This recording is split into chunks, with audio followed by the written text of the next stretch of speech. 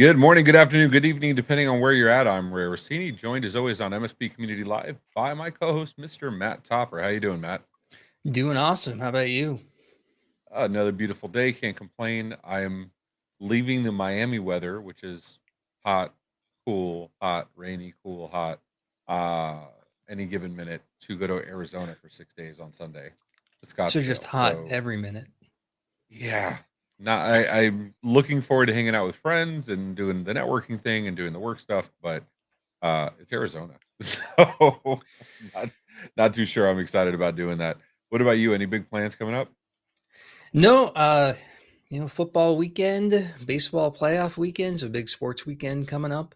Not too much going on other than that though, just hanging out and hanging at home. And my big accomplishment this week is I managed to mention Pearl in 3 separate LinkedIn posts in 1 week. Why in the world would you mention Pearl? Are you getting nostalgic? Are you like you're gonna go back, forget this .NET craze? You're gonna go like backwards? Yeah, What are we let's doing bring it here? back. Well, everybody can run Strawberry on Windows and be done with it. I can't remember what it was. I mentioned it in some video, and then two other posts that reminded me of something that was actually somehow still relevant today. Not the language, right? Don't go out and learn Perl, please. Let's be nostalgic I'm about it sorry, I only. wasn't listening. I was working on my Cold Fusion site with my Flash pages. So no, but this stuff's still out there. I mean, it goes the way of the dodo bird, where like there's very few people qualified to work on it. Thankfully, Perl is one of those languages where it's like it's a little easier to understand, It's and too hopefully easy port over. almost. It's too easy. Yeah, it's the PHP, prior to PHP. Um, but knowing how to maybe offload from it would be a good skill set for MSPs. I don't know. Just Yeah, curious. maybe. Speaking of Yeah. that, did you see Microsoft is deprecating VB script finally? They announced that. Man, that hurts me because I used to be able to write Snake in it, and it was great. Um, what else? I know they've added Python to Word and other Office suite apps. Um, but losing VB script, I know on the security side, VB script's a point of contention. It's a pain in the ass, just like macros, unsafe, blah blah. But there were some legitimate use cases too, right? Like There were. Um, Occasionally, I it's guess. like no, there You wasn't a could good use make a case. decent login script with it, but how many clients did you walk into and run into some labyrinth of a login script that like checked 45 things and mapped based on what position the sun was in is how it decided what drives to map. So hopefully all that is gone now. And if it's Yeah, not, start getting rid of it because BB script is going away. I mean, it's funny they're getting rid of VB script, but batch script still reigns. The bash of Right. Windows. Um, I mean, I get it. I completely understand the security ramifications. There's a lot of logon scripts that were done in VB script. I may have some out there. If there's any of my old MSP clients that still have on-prem servers, there may be I some scripts suspect out though there. that yours are better and are not like those ones I'm referring to. Oh, don't give me that kind of You've all credit. seen them, Yeah, right? You yeah. go to a new client and the login script is 900 lines long and you don't know what it does. And Not a single the like comment whatsoever. the worst request is some new user needs a new drive mapped. Yeah, I love the drive map. I love like automatic download. We had one that was like automatic download to update the app on every login because the app had no self-updating function. So it was just a matter of download and update again. And we had no way to check the age of it. Now thinking back, I probably could have checked the hash of the downloaded file and compared. Yeah. Um, that probably would have made sense. But This was done that's in the not what I was. login script? Oh man, It was in the login script. that's It rough. was a custom LOB. um, it was a front end for a custom LOB. It was nasty. It was a nasty, nasty application. Actually, one of the few MSP clients I got rid of that I was very happy to get rid of. So, So but we're I not. talked about in some video, good hacks and bad hacks. That's a bad one. Yes, it Don't is do a bad that. one. Give me some good ones. Give me some good ones from So your the one I post. used in the video, Yeah. I'm sure you've done this back in the before virtualization times, was being in the data center on the phone with someone who remotely pops open the CD drive because the server's not labeled. Never, never, never. No, it's like autoplay. Is autoplay still on in places anywhere? I can't. I'm trying to think of Sure, any devices I sure still it's have with a CD around. player. Like, yeah, we may have some rack servers in the data centers right now that have CD players or DVD ROMs. Yeah. Damn. Old shit. Remember how That's a blown good away I hack was when I because saw. there's no tech debt. Yeah. Yeah. No, I like that. I like that though. I like. I don't know. I remember being blown away when I saw that there was you could put a micro SD card and SD card inside the server, so you could run the OS from there, like a VMware type situation or whatever. Or backup or OS for ID rack reinstallation. I was like, wow, that's genius. That is so It's super cool. cool until the SD card dies, and then you get into those like versions of RAID SD cards basically on some motherboards. Um, and Wait, you're then telling me you haven't like you don't use enterprise class SD cards and then have a hot swap SD card in another slot I'm pretty just sure for that there are machines out there with like micro center USB drives that are booting from.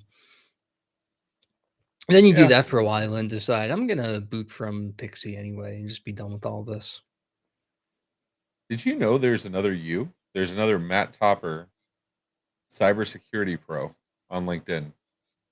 Like, so I was just looking for your post because I was going to do the whole thing of like sharing your posts, and somehow we found you're an Ashley bot. We found your doppelganger. You look a little different, Wow. but Matt Topper, cybersecurity pro. I have to get in touch with this guy and like do some kind of interview or webinar or something with him. Well, yeah. I mean, Tim Golden leans into it with the two Tims.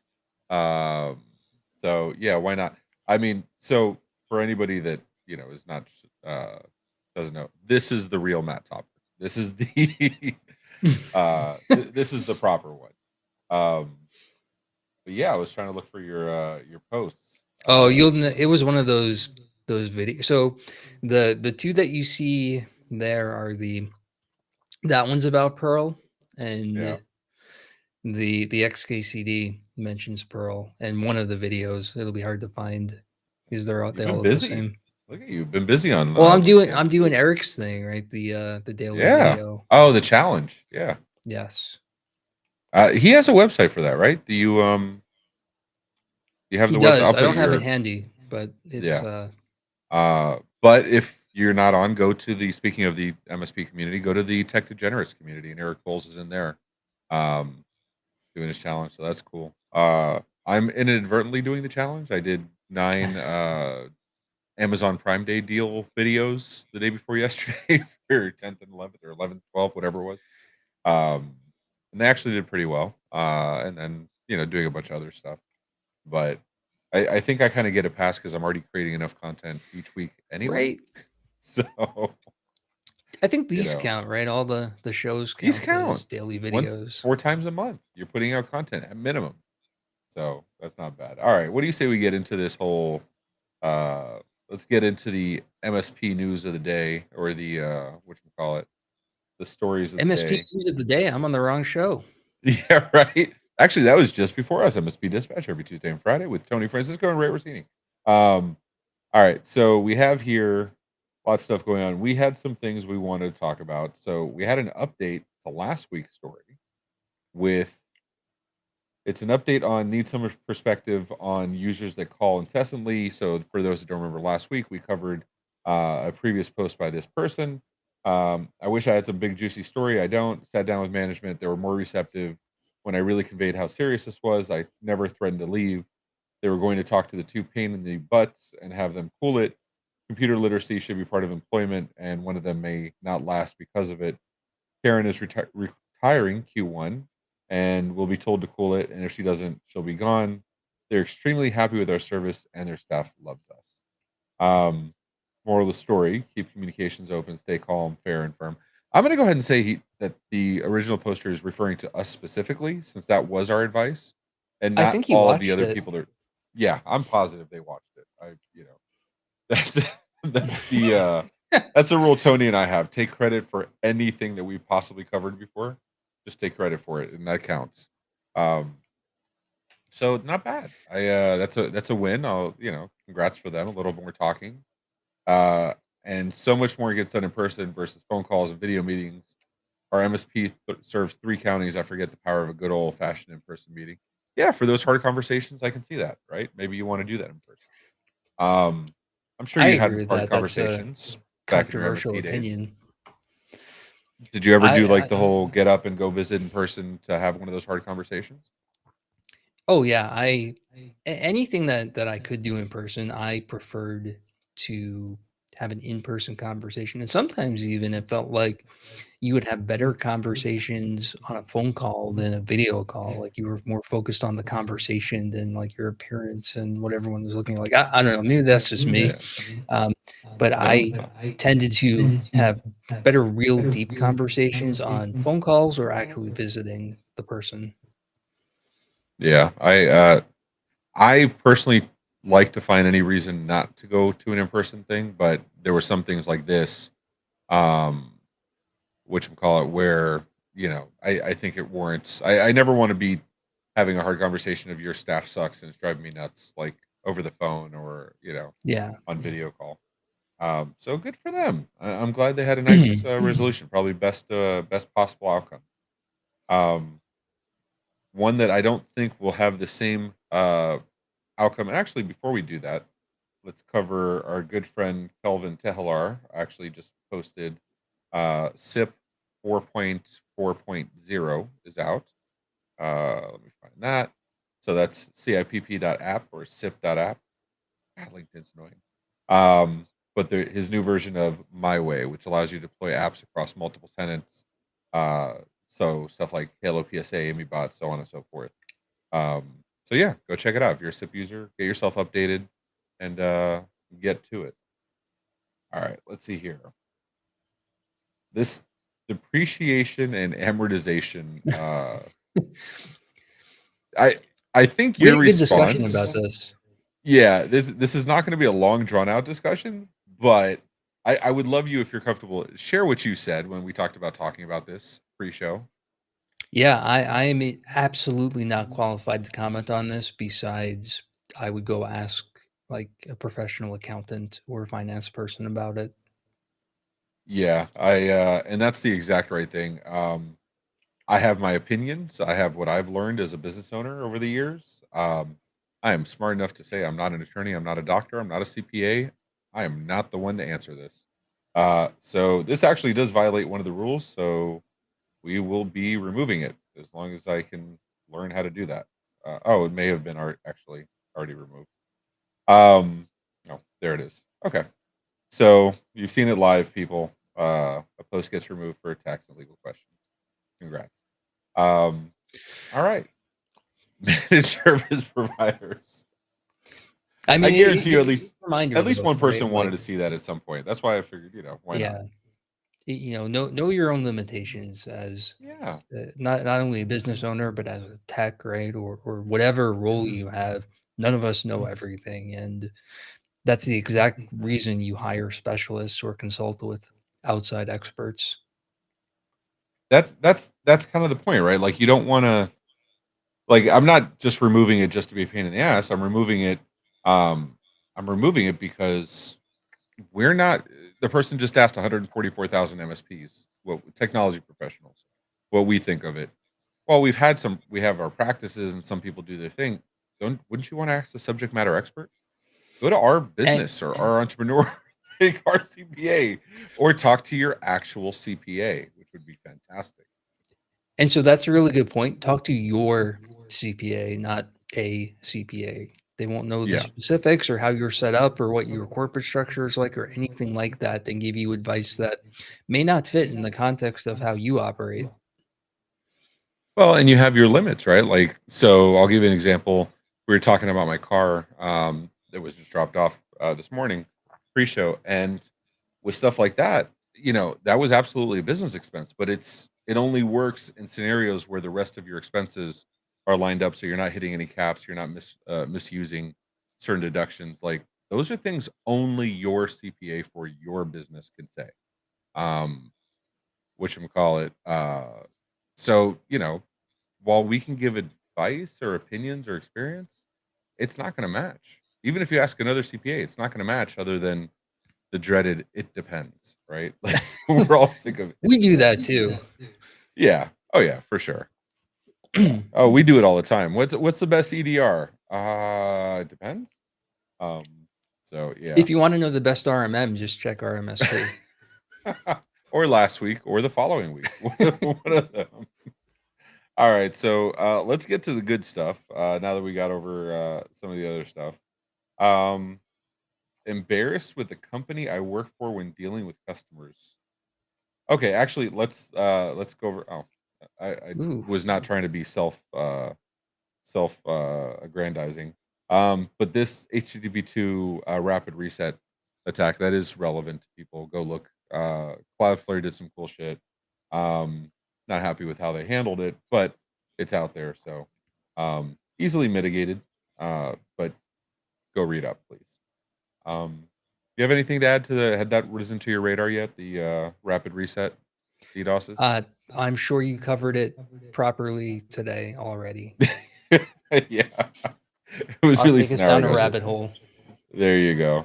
All right. So embarrassed with the company I work for when dealing with customers. Let's see. When dealing with customers, do you ever feel embarrassed the place you work when a customer asks you questions? You basically have to take the brunt of the company not doing something it should. I was asked today if we have a formalized change management. I'm a CISSP. I damn well know the importance of it. And there's the first company I've worked at that doesn't do it. There are other things. There's just the most recent example. I've tried to emphasize how important it is to get these two types of things implemented in my company. It's in the plan. 2 years later, nothing. In this point, I'm pretty much checked out. I do bare minimum. This is a version of what they call it, not lazy leaving, um, Quiet quiet quitting. quitting. Yep, Yeah. that's the one. I do the bare minimum because apparently doing the bare minimum required processes aren't even important to the company. Is this how every MSP runs? It really just feels kind of awful somewhere, not doing things properly. Um, a lot to unpack there. Yeah. Um, I'm trying to think where to start on this. You know where I would start? Like, let's discuss this, but the bottom line is this guy should just go find a new job and quit this place. yeah, I mean, it sucks to like say, fire the client. The point is not to fire every client, of course, or quit every job. But so I'm gonna go the other way. Yes, there is a point where like it's just management's not listening to you. You're not getting the things you want done. Polar opposite of your personal opinions and principles. Yes, move on. I'm with you 100%. Um, but there's also a role of accountability. Most MSPs I know don't have several CISSPs on staff. And the ones that do have CISSPs on staff, they're usually in a security role. So I wonder what security role the CISSP is in that doesn't have control of some process and procedures when it comes to security. You get what I'm Yeah, saying? and Like, I do, and that's what's prompting my reaction is that obviously he knows what he's talking about. And I get the feeling that he's either concerned or doesn't like that he doesn't have any influence in actually making policy decisions. And if he feels like he's not going to be able to make any impact on this or have any influence, then go somewhere where you will have influence or somewhere that has this kind of stuff implemented yeah. already. Yeah, I don't get it. And I'm not trying to rag on this poor person. Obviously we've all ended up in places we didn't want to be eventually. Stuff happens. Um, but my thing is just to be productive for the next time they go look for employment, maybe ask some of the discovery questions to see if the role you're taking, you will have that control and the ability Mhm. to the agency to run your own stuff. Um, because I wonder, I don't know. Like, I wonder if there was a bait and switch, or he took a role. This person took a role to where they didn't have the agency and they knew they were taking. There's a lot of what ifs there. Curious. Yeah. And I think Um, there's a more general question here, though. Like, have you ever been on the side of defending your company with a decision that's unpopular amongst the clients? And I think for all of us, the answer is yes oh to yeah, that. We've all yeah, done that. 100%. That's just part of life, and you know, your boss is not always going to agree with you on things. You should at least understand why, even if you don't agree with it. In my Yeah. opinion, um, but And that's not all of those are reasons to quit. This one sounds like it no, might be, but a lot of yeah, them are just like, price increases or some policy change that clients or don't what's like. included, or yeah, absolutely. Right. Just, business stuff. Let's see. On the flip side, when I've tried to be the agent of change, you can end up putting a target on your back.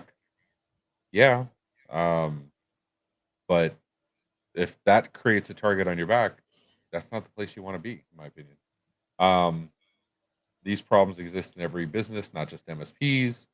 You can either be the squeaky wheel, or you can go a step beyond that and be the agent of change. It's what I would try, and if it didn't work, move on. Yeah, I read it as he had already tried that. Yeah, If I if did not, too. then yeah, that's step 1. Yeah, I did too. This to me sounds like somebody that already vocalized what was going on. Yeah, no, not a chance in hell. The actual saying from the 1930s, I think it was Lucky Cigarettes commercial, is the customer's always right for what they want to buy. It's not actually the customer's always right. So, saying if they're willing to put down the money, yeah, whatever reasons they have, they can put down the money. But it's not that you have to agree with them on everything they say. Yeah, Um, I've heard it phrased as the company is always right in manners of taste, as was one of the original. there you go. Um, I'm almost scared to jump into this one. 365 audit logs as evidence. Um, I have a feeling we're going to see another another removal live on MSP Community Live. Hello, we're being asked to provide M365 audit logs to be used as evidence in a civil case. How can this be provided and file integrity be preserved? Can we export the results and note the files hash? Is there another tool such as discovery? I Um, mean, you can, but you'll probably mess up chain of custody and your forensics firm yeah. should do it. Okay, so let's talk. I want to talk the procedural and business side of this, not the technical side of it. Because you're absolutely right. Anything you're going to do that's going to change any of the meta descriptors of the file is going to affect its validity in court, or at least cause it to be questioned. There are right ways to do this, and there are wrong ways to do this. Arguably, the people requesting the data generally know what the right way to do it is. So, my from a business perspective, I'm not talking what's legally right. I'm not talking what's technically right. I'm giving my procedural opinion. I'm not giving legal advice. I would push back and say, give me what you need. We'll schedule time so that you can go in a supervised, monitored, and recorded fashion and pull the data you need in the manner you need. That's how I would approach it. Because the last thing you want to do is possibly taint whatever evidence and be accused of not doing it correctly, and then you get subpoenaed and you get pulled into this nonsense. Yes. Run for dear life. What about you? How would 100% you? agreed. Okay, yeah, I mean, this is. And I know how to do it, right? And I Oh still yeah, wouldn't for do it, sure. You and me both. right? Like But you're just asking for trouble by getting involved in that kind of thing. So either a third party firm does it that's hired by one of the parties to the case, yeah, or one of the sometimes uh, some legal offices have the ability to do it themselves with somebody in house or some kind of forensic expert, and they'll do it. And your job is just give them access and watch while they're doing it. yep. Digital access or digital discovery and digital forensics. Not a fun thing to mess with if you don't know what you're doing. And even when you do, it's not good liability to take on anyway. Which is Um, interesting because it is totally fun to mess with, just not when it oh yeah, actually it's cool counts. as shit. Don't get me wrong. It's just a matter of not doing it where my neck is on the line. Yeah. You want to do growing MSP drowning in support ticket spikes or customer verification? Let's do support tickets, but customer verification is going to go into like use. I think we've done that one before. We Haven't have. we? It's We've it's talked come up about at that. least twice in the last. It's come up at Use least twice something in to the last three validate your weeks. customers. That Yeah, continues to be the advice. yeah. It's not that hard. It's you can And do it with Microsoft Authenticator, and or do a push or traceless or a million of other options. Right? So, all right. So, growing MSP drowning in support ticket spikes. We're growing MSP between the scale up during COVID and the growth we experienced this year. We at times are overwhelmed with support requests and find ourselves falling behind. We have a national customer base that requires 24/7 support. Our biggest challenge is to manage spikes in volume, especially for lower level tickets. Any suggestions? So I'm going to admit I happened to read this yesterday, um, but I still agree with the general consensus, and that is there's not an easy button for this. You either don't have enough staff or you have something underlying at the client that's causing too many tickets. Yeah. Um, I'm with you. Oh, sorry about that. I'm with you. It's one of those things where you need to, how do I say this? You need to plan, right? Like you need to be constantly monitoring. You need to know whether this is a temporary spike or a permanent spike. Um, one of the things, the way we build is I, like most MSPs, multiple tiers. But we purposely build in people on teams that are backfill only. So backfill is their secondary duty.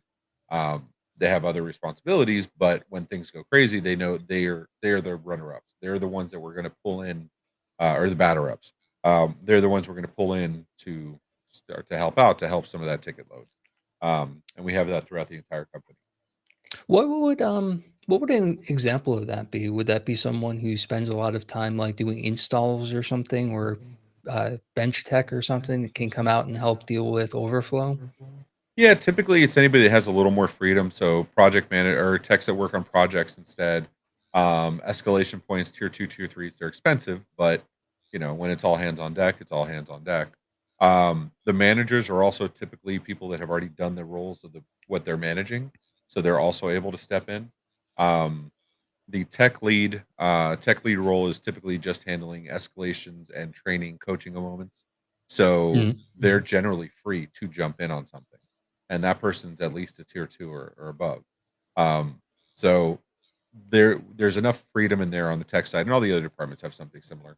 Um, or for a long time, our core services engineering team, it's our internal IT, but these are people absolutely capable of handling anything on the tech team. So when we had spikes, we went to like 5 or 6 times our normal ticket load a couple weeks ago. Um, the CSE engineers jumped in and did work too. And obviously their work fell behind a little bit, but at the end of the day, the customer experience was a little better off for it, which is what we were striving for. Yeah. Yeah.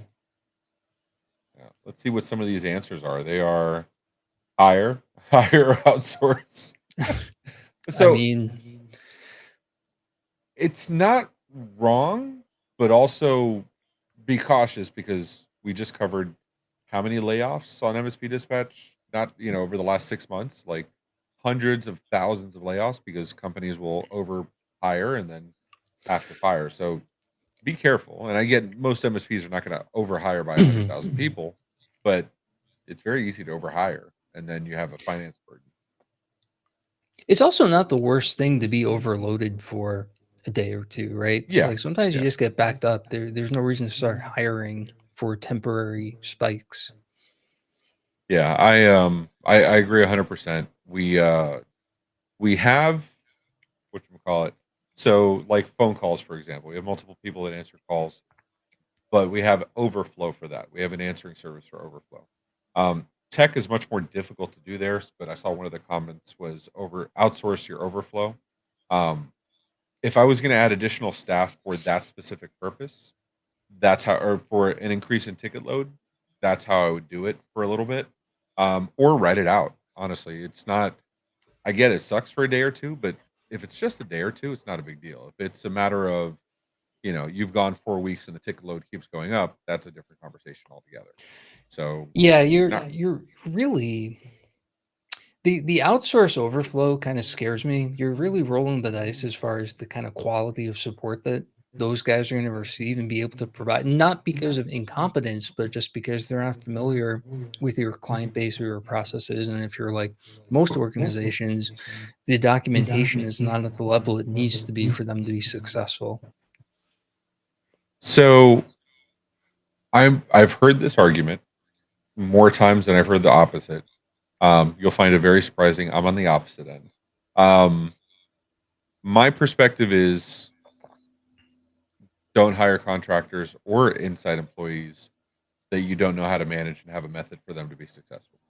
Um, because I think what you're describing there and what I've heard repeatedly from others is if you don't know how to manage contractors, you're going to fail. If you don't have documentation, you're going to fail. If you haven't vetted them properly or have a method for monitoring properly, you're going to fail.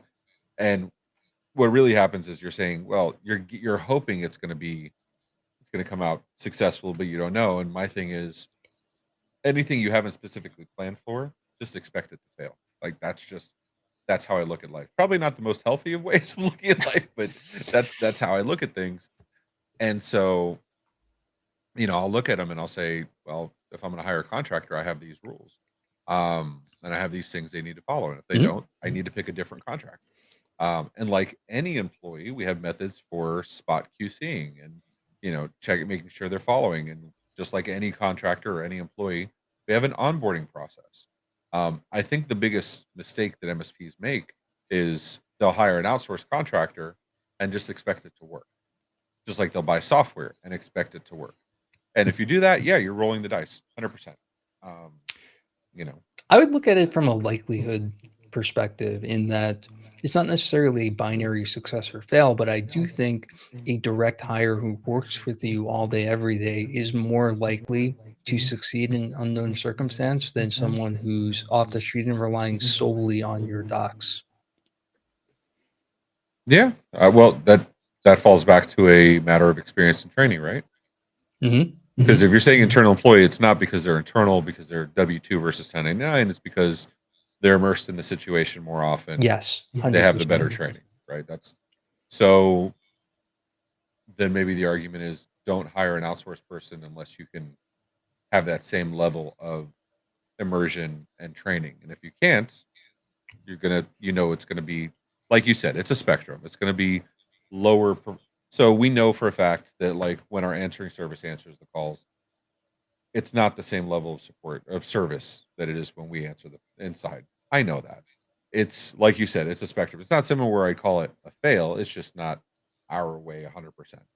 You know what I mean? So I I absolutely get do. that. I do. Um, you know, yeah, fun stuff. All right, let's see what else we got here. We have all right, customer verification. We said we're gonna skip it. I don't want to talk cameras. Um, small MSP growth. Uh, does your MSP automate employee onboardings, offboardings? This is interesting because it has a security component to it. Um, you want to go on this one? Yeah, let's do it. Hopefully, the answer is yes to this question. Right? All right. So, does your MSP automate employee onboardings and offboardings? In my company, we onboard every new employee and offboard every terminated employee manually, not usually a problem. Until we have that one client that decides to send a ticket for 20 new users all at once, school system, multiple schools, new onboardings every week. I'm really surprised after a year of supporting this client, there have been zero talks about automating these procedures, not even partially. So I'm curious if anyone has ever worked at the MSP where these tasks were automated. If so, how and how did it work? Oh, they Well, meant client employee. I read this as internal employee. yeah, and I would argue you're probably not doing one if you're not doing the other. That's It same skill depends, set. right? Yeah. Like for internal, we were very big on architecting from the beginning, all cloud based, all SSO SAML back stuff, so, and all skim provisioning. So it was very easy for us to automate things like account creation. Clients aren't necessarily like that. Yeah, that's true. That's true. Um, Yeah, I mean, the goal is to one of our biggest pain points right now is what driving me nuts is JustWorks, our PEO, doesn't have an API. So like it's the one component where like I can't tie things into. Everything else does. So yay. But it was to the point where like we were searching for other PEOs just like because it was that much of a pain. Yeah, It's it's a funny. big deal. Every conversation we have today starts with, "Do you have an API?" Uh, and it makes life much, much, much easier. So you're saying excuse me, they should be doing it internally. I don't disagree at all. And did you get to read this? Did you see what the comments were saying? No, I did not read that one. All right. So we have a yes, we've automated as much of the process as possible. Initially done with forms and Power Automate. We moved to Roost earlier this year. Um, Customer fills out form. That seems to be the most common. What I Yeah. don't see here is so Roost. I know has and this is the problem with Microsoft Forms. Um, Roost has knowledge of what 365 tenant you're in when you're filling out the form, as far as I understand it.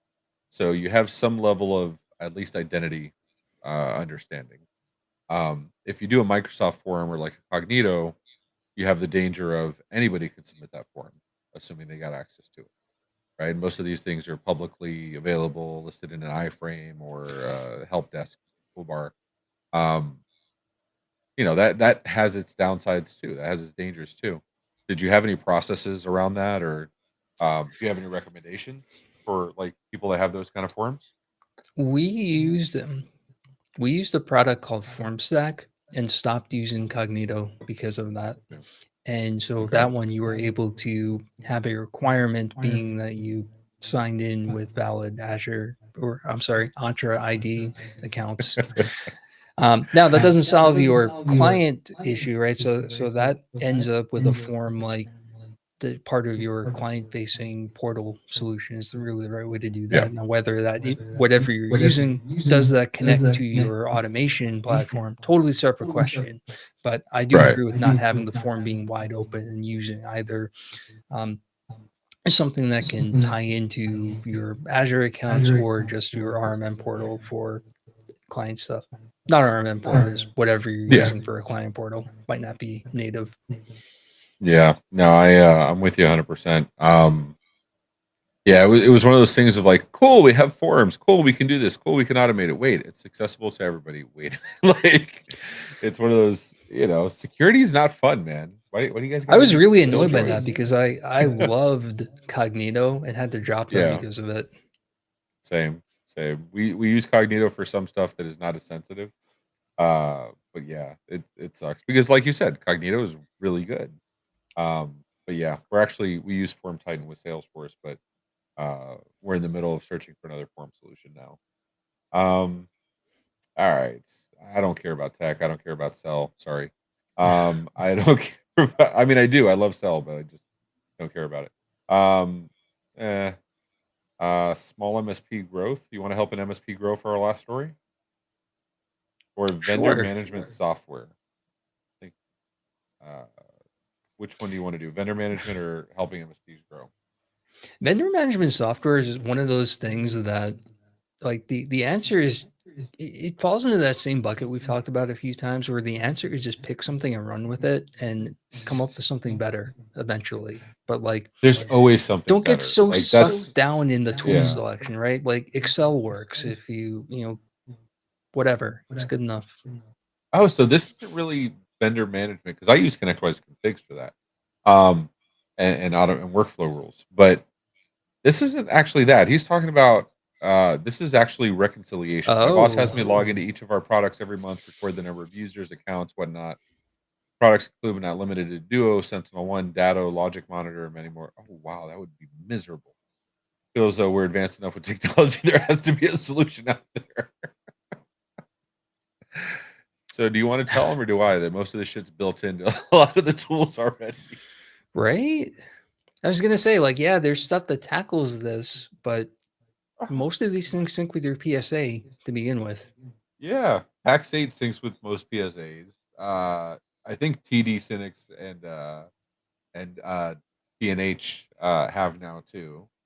Um, yeah, why are you doing this manually? Like, find find a vendor that makes your life easier, first of all. Like, this is, except for when it doesn't sync. Yeah, thanks, Dean. That too. Okay, I'm not saying you don't have to check the checkers. Of course you do, but excuse me. Um, but there's tools out or Gradient, Gradient has this. Yeah, I mean There's that tools that out was their there. whole thing, the billable Yeah, product. yeah. I want this too. No one has really gotten it perfect one yet. Gradient was trying. Oh man, was it trying? Or when it's sync? Oh no, except for when it does sync. Or when it syncs wrong. That happens. I mean, hell, that happens with QuickBooks. I don't know. Let's see. I feel like the MSPs might have eaten him alive. What do you think the comments are going to be? I'm hoping he said the same things we did. Me too. That You're looking for a PSA that has integrations with the product vendors and the distributors, yeah. and then you'll do a bunch of it by hand. Spoken like a true MSP. I love This that. person has yeah, that commenter has been around. Yeah. I think we found Dean's alt character. Um, This is though, it's one of those things that changes as you get bigger, in that yeah. it goes from a nice to have to you will not even consider implementing vendors that don't sync with billing after a while. Like, we got to a It point where we is. simply couldn't. So going back to that PEO conversation, that wasn't one of the questions. It was the first question because yeah, we want to know about the benefits and we want to know about like some of the other stuff in the management. But as we've grown, having that automation ability, and then we'll take the onus of building out the automation. That's fine. Um, but having that automation ability, that requirement has become paramount. Like that has been the thing that we need to have. Um, and absolutely, we hold it against vendors that we have no if they have no API for pulling this stuff.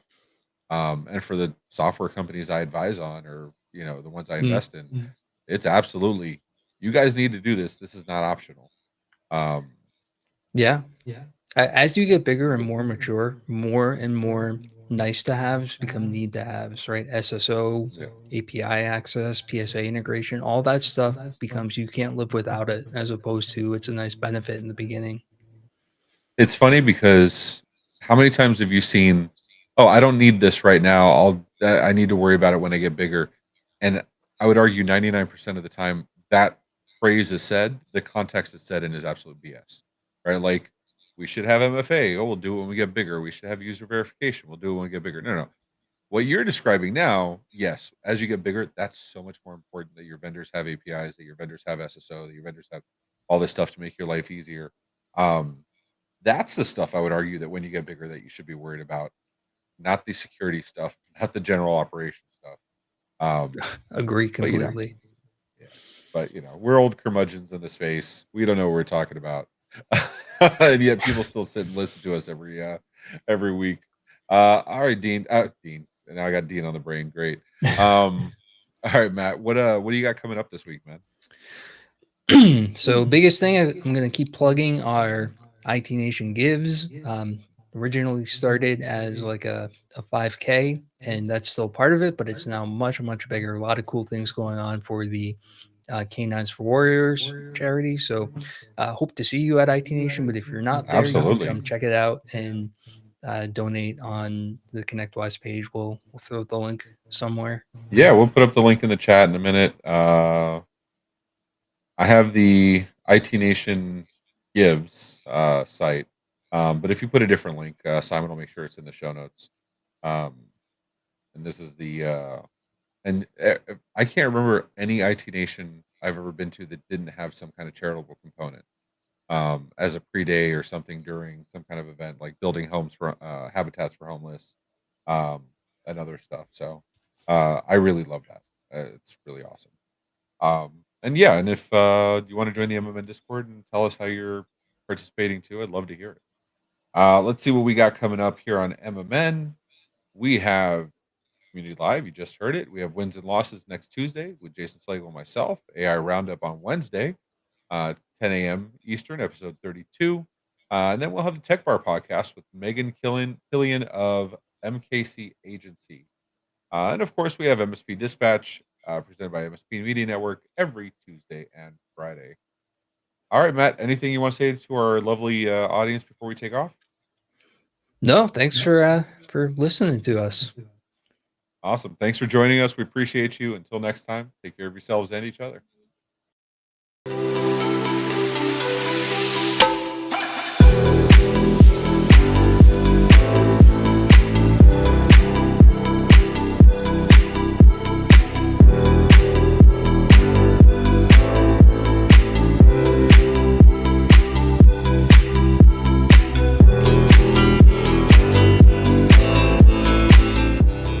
This has been a broadcast of the MSP Media Network.